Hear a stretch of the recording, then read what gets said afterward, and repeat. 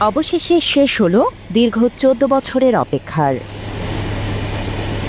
বৃহস্পতিবার ১৬২ যাত্রী নিয়ে BG341 বাংলাদেশ বিমানের ফ্লাইটটি ঢাকা থেকে রাত ৮টা ১৫ মিনিটে ছেড়ে রাত ১১টা ৩ মিনিটে করাচির মোহাম্মদ আলী জিন্নাহ বিমানবন্দরে অবতরণ করে।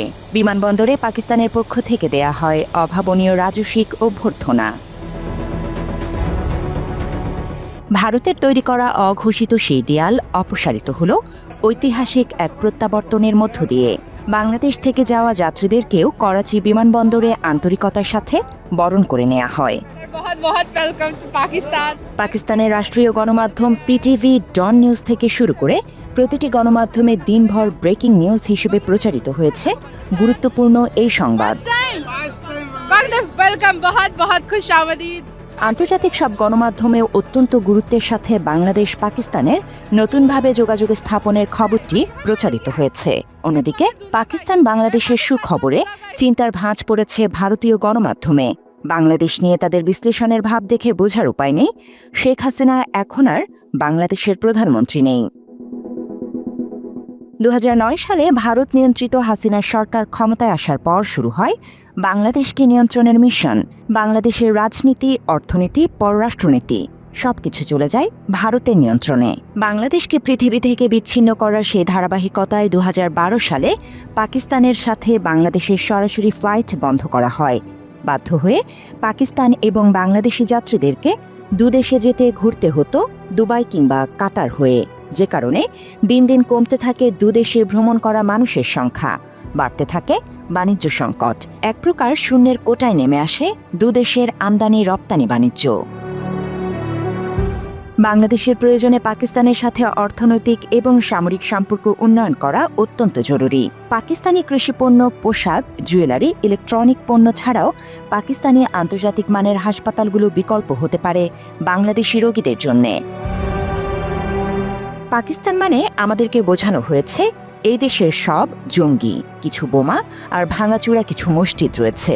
কিন্তু এটা আমাদেরকে জানতে দেয়া হয়নি রাজধানী ইসলামাবাদ শহরকে বলা হয় পাকিস্তানের দুবাই। ৮,৮১,৯১৩ বর্গ কিলোমিটার আয়তনের বিশাল দেশ পাকিস্তান বাংলাদেশের চেয়ে প্রায় ৬ গুণ বড়। দেশটির পাহাড়, নদী, মরুভূমির সমন্বয়ে গঠিত ভৌগোলিক অবস্থান, বহুমাত্রিক জাতি এবং বৈচিত্র্যময় আবহাওয়ার কারণে পর্যটকদের চরমভাবে আকর্ষণ করে।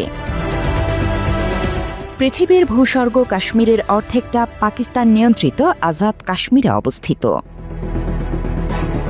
পাকিস্তানের বিশাল হাইওয়ে থেকে শুরু করে নয়নাভিরাম দৃশ্য যে কোনো পর্যটকের জন্য হতে পারে পছন্দের তালিকায় অন্যতম।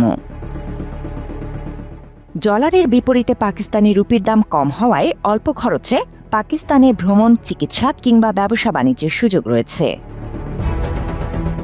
বিশেষ করে পাকিস্তানি পোশাক, প্রসাধনী এবং জুয়েলারির ব্যাপক চাহিদা রয়েছে বাংলাদেশের বাজারে। মূলত বাংলাদেশের বিশাল এই বাজারে ভারতকে একক সুবিধা দিতে পাকিস্তানের সাথে যোগাযোগে এই জটিলতা তৈরি করে রাখা হয়েছিল। নতুন বাংলাদেশে পাকিস্তানের সাথে নতুনভাবে শুরু হওয়া যাত্রা দুদেশের মানুষের জন্য নতুন দিগন্তের দ্বার উন্মোচন করেছে। মাত্র ৩০% টাকায় জমির মালিক হয়ে নতুন বাংলাদেশের গড়ে তোলার স্বপ্ন দেখা বাংলা বসতি। 14 साल के बाद आज फिर एक दफ़ा ये परवाज़ रवां दवां है और मैं उम्मीद करता हूं कि ये सिलसिला जारी और सारी रहेगा। जैसा कि हाई कमिश्नर साहब ने कहा कि सिर्फ फ़ज़ाई इश्तराक नहीं होगा बल्कि मुख्तलिफ सेक्टर्स में बांग्लादेश और पाकिस्तान का ताउन जारी और सारी रहेगा। সপ্তাহের প্রতি শনি এবং বৃহস্পতিবার নিয়মিতভাবে হযরত শাহজালাল আন্তর্জাতিক বিমানবন্দর থেকে করাচি জিন্নাহ আন্তর্জাতিক বিমানবন্দরের উদ্দেশ্যে ছেড়ে যাবে বিমান। প্রথম ফ্লাইটের টিকিট অনলাইনে ছাড়ার ২১ মিনিটের মাথায় সব বিক্রি হয়ে গিয়েছিল। দ্বিতীয় ফ্লাইটের টিকিটও সোল্ড আউট। এরই মধ্যে এমিরেটস সহ আরও বেশ কয়েকটি এয়ারলাইন্স নতুন এই রুটে যাত্রী পরিবহনে আগ্রহ দেখিয়েছে। সবকিছু ঠিক থাকলে ঢাকা পাকিস্তান রুট এভিয়েশন ব্যবসায়ীদের জন্যও নতুন এক লাভজনক খাতের সম্ভাবনা তৈরি করবে। পাকিস্তানের সাথে বাংলাদেশের সম্পর্ক উন্নয়নে শুধু পাকিস্তান লাভবান হবে না, বাংলাদেশের সার্বভৌমত্ব রক্ষায় পাকিস্তানকেও আমাদের প্রয়োজন।